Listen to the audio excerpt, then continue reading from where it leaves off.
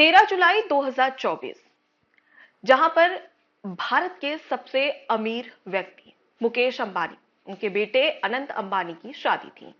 इसमें तमाम जो लोग हैं, आम से लेकर खास, हर कोई पहुंचता है। इस बीच में प्रधानमंत्री नरेंद्र मोदी भी पहुंचते हैं। जैसे इस शादी में प्रधानमंत्री नरेंद्र मोदी पहुंचते हैं तो वो सबसे पहले पहुंचते हैं शंकराचार्य के पास, मतलब तमाम जो धर्म गुरु है उनके पास। उनमें से सबसे पहले एक धर्मगुरु के पास में पहुंचते हैं। वहां पर वो हाथ जोड़कर, उनके पैर छूकर उन्हें प्रणाम करते हैं। उसके बाद में वो धर्मगुरु अपने गले में जो रुद्राक्ष की माला थी उसे निकालते हैं और प्रधानमंत्री के गले में डाल देते हैं। वो धर्मगुरु थे शंकराचार्य अविमुक्तेश्वरानंद गिरी महाराज। अब वही स्थिति अगर देखा जाए तो आज उन्हीं धर्मगुरु से, उन्हीं शंकराचार्य से पूछा जा रहा है कि तुम शंकराचार्य हो, प्रूफ करो। ये प्रशासन की ओर से नोटिस आया है। सवाल ये कि आखिर ऐसी स्थिति कैसे सामने आ गई है, और फिलहाल जो शंकराचार्य के साथ में हो रहा है, जिस प्रकार से हमने सोशल मीडिया पर वीडियोस देखे कि उनके तमाम जो समर्थक थे, जो साधु संत थे, जो उनके आसपास थे, उनके साथ में किस तरीके का सलूक किया है। कहीं चोटी खींची जा रही है तो कहीं उन्हें अर्धनग्न करके पूरे जो स्थान है जहां पर स्नान किया जा रहा था संगम घाट पर, वहां पर दौड़ाया जा रहा है। ये तमाम तस्वीरें कहीं ना कहीं झकझोर के रखने वाली है, क्योंकि धर्म गुरुओं के साथ, साधु संतों के साथ में इस तरीके का अपराधियों जैसा सलूक क्या सही है?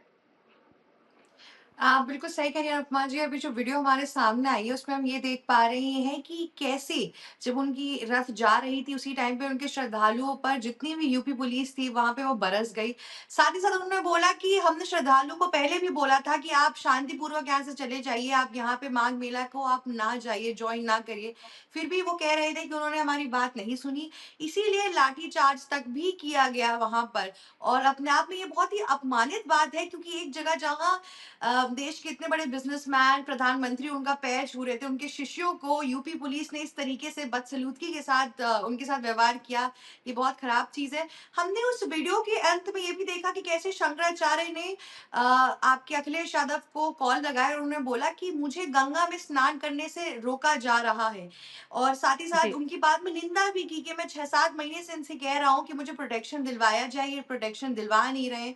ऐसा शंकराचार्य ने क्यों बोला? हमने पहले भी देखा है कि उनके जो समर्थन और इन सब चीज़ों के हिसाब से जो चीज़ें रही हैं, वो बीजेपी के खिलाफ रही हैं। इनफैक्ट इनके पुराने जो गुरु थे, वो कांग्रेस समर्थन भी करते थे। लेकिन इन सब चीज़ों से इसका कुछ लेना-देना नहीं है। बस मुझे ये बात समझ नहीं आई कि इस तरीके की गलती योगी आदित्यनाथ से कैसे हो गई और यूपी पुलिस से कैसे हो गई? क्योंकि योगी आदित्यनाथ तो भगवाधारी हैं, हिंदुत्व का जो परचम है उनको लहराने में बहुत कोशिश करते हैं, और ये माघ मेला में ऐसी गलती होना, सर आपको क्या लगता है कि कहाँ चूक हो गई प्रशासन की तरफ से? देखिए, फिलहाल ये बहुत बड़ा बहस का मुद्दा पूरे देश में बन चुका है और 2 धड़ बढ़ चुके हैं। एक धड़ है जो कह रहा है कि भारतीय जनता पार्टी की जो शासित सरकार है उत्तर प्रदेश में, जिसके मुखिया योगी आदित्यनाथ हैं, वो प्रशासन को लेकर बहुत ज़्यादा मुखर रहते हैं, प्रशासन को लेकर बहुत ज़्यादा सख्त रहते हैं और वो किसी को भी लॉ एंड ऑर्डर अपने हाथ में लेने नहीं देते हैं। जो भी प्रशासनिक व्यवस्थाएँ वहाँ पर बनाई गई थी, उसे लेकर वो सख्त रहते हैं। जो दूसरा धड़ है, उसका कहना है कि शंकराचार्य सनातन धर्म के सर्वश्रेष्ठ धर्म गुरु रहते हैं, उनसे ऊपर कोई नहीं रहता है और उनके साथ इस तरह का जो व्यवहार किया गया, जो उनके शिष्यों पर लाठियां बरसाई गई, उन्हें अपमानित किया गया, ये कतई बर्दाश्त नहीं किया जा सकता है। अब दोनों को लेकर अलग-अलग यहाँ पर चर्चा बन रही है, दोनों को लेकर अलग-अलग पॉइंट्स लोग कह रहे हैं। एक का कहना है कि जो शंकराचार्य हैं, स्वामी अविमुक्तेश्वरानंद सरस्वती, उन्हें ऐसा नहीं करना चाहिए था। उन्हें जो प्रशासनिक व्यवस्थाएं थी उन्हें मानना चाहिए था, उन्हें वीवीआईपी कल्चर नहीं दिखाना चाहिए था। और ये कहकर उस पक्ष को यहाँ पर पुष्ट किया जा रहा है, उस पक्ष को यहाँ पर मजबूत बताया जा रहा है कि क्यों साधुओं पर, क्यों भगवाधारियों पर लाठियां बरसाई गई, क्यों स्वामी अविमुक्तेश्वरानंद सरस्वती जो भारत के शंकराचार्य हैं, ज्योतिष पीठ के शंकराचार्य हैं, उनको अपमानित किया गया। मुझे लगता है कि जो बातें की जा रही हैं कि उन्होंने प्रशासनिक व्यवस्था को नहीं माना या जो नियम बनाए थे वो इसलिए काफी नहीं है कि आप उन पर लाठियां बरसा दें। इस बात को हमें याद रखना होगा कि हम कहां पर हैं। हम बांग्लादेश में नहीं है, माफ कीजिएगा शिवी और अनुपमा। यहां पर हम किसी सरकार के समर्थन के लिए नहीं बैठे हुए हैं। योगी आदित्यनाथ खुद एक ऐसे मुख्यमंत्री हैं जो योगी हैं, उन्होंने खुद अखिलेश यादव सरकार में वो तमाम ऐसे मुझे लग रहा है कि एक्शन झेले हैं, संसद में खड़े होकर पूरे देश ने उनके आंसू झेले और ये खुद कहते थे कि इस सरकार में साधुओं का सम्मान नहीं हो रहा है, इस सरकार में संतों का सम्मान नहीं हो रहा है। तो आप भारतीय जनता पार्टी की उत्तर प्रदेश की सरकार के भीतर, यहां पर मैं सीधे से एक बात बता दूं, जो शंकराचार्य स्वामी अविमुक्तेश्वरानंद सरस्वती वो कोई अपराधी नहीं है, वो कोई दंगाई नहीं है, वो कोई हिंसक नहीं है, वो कोई मवाली नहीं है, वो भारत के सर्वश्रेष्ठ धर्म गुरु हैं। और उनकी गलती इतनी बड़ी नहीं थी कि आप उन्हें अपमानित करें, उनके शिष्यों पर लाठी बरसाएं। ये सीधे तौर पर एक बहुत बड़ा प्रशासनिक यहाँ पर लूफॉल है, ये पूरी प्रशासनिक हार है और प्रशासन की गलती है। अब अगर इस गलती को छिपाने के लिए, चाहे फिर वो योगी आदित्यनाथ सरकार से जुड़ी हो या प्रधानमंत्री नरेंद्र मोदी से जुड़ी हो, कोई पक्ष भारत के शंकराचार्य से सवाल पूछे कि आपको शंकराचार्य किसने बनाया, आप कांग्रेस के हैं, आप समाजवादी पार्टी के हैं, आप अखिलेश के हैं, तो मैं कहूंगा कि फिर बंद कर देनी चाहिए ऐसी राजनीति जहां पर हिंदूवादी विचारधारा को सर्वश्रेष्ठ बनाने की बात होती है, जहां पर भारत को विश्वगुरु बनाने की बात होती है। देखिए पालघर का मामला भी हमने देखा था, क्या हुआ था महाराष्ट्र के पालघर में, वहां पर भी आरोप लगे थे ना साधुओं पर कि ये बच्चा चोरी कर रहे हैं, प्रशासन ने साथ नहीं दिया, पुलिस उन्हें बाहर छोड़ देती है, भीड़ उनको मौत के घाट उतार देती है। अब आप इसमें प्रशासन पर दोषी बताएं या आप इसको सरकार को दोषी बताएं, लेकिन गलती किसी की नहीं थी, वहां पर साधुओं की गलती तो नहीं थी, वो अपराधी तो नहीं थे कि उन्हें मारा गया। यही काम यहां पर हो रहा उत्तर प्रदेश में। क्या इतनी बड़ी वहां पर उन्होंने लॉ एंड ऑर्डर की स्थिति खड़ी कर दी थी कि उनका सम्मान नहीं किया जा सकता था? देखिए मुझे फर्क नहीं पड़ता कि कोई उनके चरणों पे जाकर बिजनेसमैन गिर रहा है, उनके चरणों पर प्रधानमंत्री गिर रहा है। अगर वो भगवाधारी हैं, अगर वो एक साधु हैं, संत हैं, तो भले उनके चरणों में कोई ना गिरे, उनके अपमान की इजाजत आपको कोई नहीं देता है। योगी आदित्यनाथ सरकार की कहीं ना कहीं मुझे लग रहा है ये एक बहुत बड़ी लापरवाही, और मैं तो लगातार सोशल मीडिया पर पोस्टर देख रहा हूं, पूरा देश हाँ। शंकराचार्य के खिलाफ सा ऐसा लग रहा है। क्यों? क्योंकि उन्हें योगी आदित्यनाथ सरकार का समर्थन करना है। ये एक राजनीतिक यहाँ पर अब पूरा मोड़ आ चुका है, राजनीतिक मंच बन चुका है और सरकार को बचाने के लिए सनातन का अपमान किया जा रहा है। मैं सीधे एक लाइन पर कहूंगा इसे। पर अनुपमा जी, मेरा एक सवाल है कि हमने देखा कि जी शंकराचार्य ने एंड में योगी आदित्यनाथ को नहीं कॉल किया, बल्कि यहाँ पे अखिलेश यादव को कॉल किया, और इसके पहले भी उनके लिंक अब अखिलेश यादव के साथ ज्यादा रहे हैं, उनकी बातचीत अखिलेश यादव के साथ ज्यादा रही है। जैसे कि हम अगर हिस्टोरिकली भी देखें तो उन्होंने अपनी प्रोटेक्शन के लिए भी अखिलेश यादव को ही बोला। यहाँ पर जो लोगों का आक्रोश है वो मुझे लग रहा है ज्यादा बढ़ के सामने आ मैं रहा है शिवी कि आपको योगी रोकना चाह आदित्यनाथ रहा की हूँ, तरफ। शिवी मैं आपको जी जी। रोकना चाह रहा हूँ, माफ कीजिएगा। वो हमारे और आपके जैसे कोई आम आदमी नहीं है कि वो सत्तारूढ़ और विपक्ष को देखेंगे, वो पूरे भारत को एक समान रूप से देखते हैं। उनके लिए जितना प्रधानमंत्री नरेंद्र मोदी है, उतना ही शिविर चित्रांशी है, उतना ही अनुपमा खोबरे और उतना ही आत्मोहन तिवारी है। वो ये फर्क नहीं देखते। उन्हें जिनके प्रति लगा लगाओ, उन्होंने उसे फोन किया। वो चाहते तो भारत के बिल्कुल प्रधानमंत्री मोहन को जी, भी यहाँ फोन पर कर एक सकते और थे चीज वो। बताना चाहूंगी। जिस तरीके से शिवी ने बोला, यहाँ पर इसका जवाब ये है कि अगर हम 2015 की बात करें, जब सपा के शासनकाल में ही लाठियां चली थी, वो भी शंकराचार्य पर चली थी, या जिनकी बात आप कर रहे हैं। और उसके साथ ही साथ क्या हुआ था उस समय, वो मैं पहले बता देती हूँ कि उस समय सितंबर 2015 का साल था, और उसी समय में क्या हुआ था कि सपा सरकार ने जो मूर्ति विसर्जन है, गणेश उत्सव के समय मूर्ति विसर्जन पर रोक लगा दी थी, जिसके बाद में जो मराठी गणेशोत्सव सेवा समिति थे, उन लोगों ने धरना प्रदर्शन किया था। तमाम लोग वहां पर पहुंच गए थे।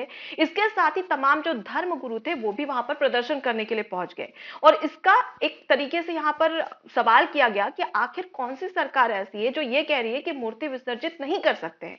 इस पर जब धरना प्रदर्शन किया गया, उसके बाद में सपा सरकार में, अखिलेश सरकार में उन पर लाठीचार्ज कर दिया गया। इसमें अविमुक्तेश्वरानंद शंकराचार्य जो थे, उनके ऊपर भी जमकर लाठियां बरसाई गई थी, उनके हाथ पैर टूट गए थे। उसकी तस्वीरें भी मुझे सोशल याद मीडिया है पर वो काफी ज्यादा इंसिडेंट, तब वायरल वो हुई थी। शंकराचार्य नहीं थे, हालांकि उन पर जी, लाठियां इस बरसी समय थी। शंकराचार्य में धर्म गुरुओं की जी बात कर रही हूँ, उस समय जी। जितने भी धर्म गुरु साधु संत थे, उन सभी की। उसमें शंकराचार्य जो फिलहाल अभी शंकराचार्य अविमुक्तेश्वरानंद महाराज जी है, वो भी थे। अब इसी एक समय बात में मैं क्या आपको होता है। रोकूंगा, जी एक बात आपको रोकूंगा, जो आप बात आप कह रही हैं कि आपने कहा कि उन्होंने कानूनी व्यवस्था वहां पर तोड़ी, शिवी ने कहा, आप कह रही हैं ऐसा हुआ, तो फिर उन बातों को फिर बंद कर देना चाहिए ना, एक डब्बे में जिसमें कहा जाता है कि इंदिरा गांधी की सरकार ने साधु संतों पर गोली चलवाई थी, तो फिर कह दीजिए ना कि इंदिरा गांधी की भी कोई मजबूरी रही होगी, प्रशासनिक व्यवस्था उन्हें संभालना होगा, तो फिर क्यों हम रोना रोते हैं कि कांग्रेस सरकार में साधु संतों पर गोली चली थी जब गौ की रक्षा के लिए मांग की जा रही थी। देखिए, शंकराचार्य का ये नैतिक कर्तव्य नहीं है कि वो किसी पार्टी को समर्थन दे रहे हैं, वो बीजेपी के साथ जा रहे हैं या वो कांग्रेस के साथ जा रहे हैं। उनका एक ही कर्तव्य है, सनातन की रक्षा करना। शंकराचार्य जो आदि शंकराचार्य थे, उन्होंने 4 पीठों की स्थापना की थी। उनमें से ही तमाम शंकराचार्य बनते हैं। आज जो ज्योतिष पीठ के शंकराचार्य है, वो धर्म की रक्षा के लिए हैं। वो पार्टी और आपके किसी दल या किसी नेता के समर्थक नहीं है। इसलिए अब उन पर यह आरोप लगाना कि वो कांग्रेसी हैं, वो भाजपाई हैं, ये एक ओछी राजनीति है। और जो अपने आप को मैं कहूंगा कि सनातनी कहते हैं, जो अपने आप को हिंदूवादी कहते हैं, जब भी बात साधु संतों की आती है, उन्हें आंख मूंद कर साधु संतों का समर्थन करना होगा और करना चाहिए। अगर आपको 2 लोगों को चूज करने की बात आती है कि एक तरफ प्रधानमंत्री, एक तरफ शंकराचार्य, अगर आप प्रधानमंत्री को चुनते हैं तो माफ कीजिएगा, आप अपने आप को फिर सच्चा सनातनी और सच्चा हिंदू कहने से कतराइए। सर ये मुझे यहाँ आपको पर नहीं ये लगता लगता है कि कि सही और गलत भी होना चाहिए। जब अगर मान एग्जैक्टली लीजिए कि जैसे धर्म गुरु की बात कही और प्रधानमंत्री की बात कही, तो यहाँ पर लोगों को धर्म के साथ में चलना चाहिए, लेकिन ये भी देखना चाहिए कि क्या सही है क्या गलत नहीं, है। तो आप तो यहाँ बताइए पर क्या ये गलत कि किया, अगर क्या इन इतनी फ्यूचर, गलती मैं की ये है? नहीं कह रही हूँ कि शंकराचार्य ने गलत किया या फिर उनके साथ में गलत हो रहा है, ये हम कह रहे हैं कि यहाँ पर उनके देखिए साथ में देखिए, गलत हो रहा माफ है। कीजिएगा, लेकिन शंकराचार्य जो पद होता है, मेरी बात सुनिए आप। आपने ये कहा, मैं लोगों से यही बात कहना चाहूंगी कि आपने ये कहा कि अगर धर्म गुरु हो शंकराचार्य और एक साइड में प्रधानमंत्री हो, तो आपको शंकराचार्य के साथ ही जाना चाहिए, निश्चित तौर पर जाना चाहिए। लेकिन यहां पर लोगों को यह भी देखना चाहिए कि आने वाले समय में अगर कोई ऐसी घटना होती है तो क्या सही है मैं क्या धर्म गलत की है, बात इसके कर रहा हाथ हूं, पे। मैं अनुपमा जी। धर्म की बात कर रहा हूं कि जब धर्म का चयन करने की बारी आएगी और आपको एक तरफ प्रधानमंत्री का विकल्प मिलेगा और दूसरी तरफ शंकराचार्य का, तो आपको शंकराचार्य को ही चूज करना चाहिए।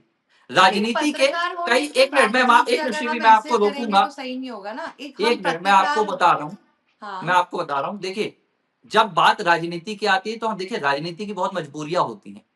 आज आप महाराष्ट्र में देख लीजिए, जिस अजीत पवार के खिलाफ इसी एनडीए में तमाम आरोप अमित शाह ने लगाए थे कि उनके खिलाफ कितने घोटाले हैं, क्या है, आज वही अजीत पवार एनडीए के साथ ही हैं।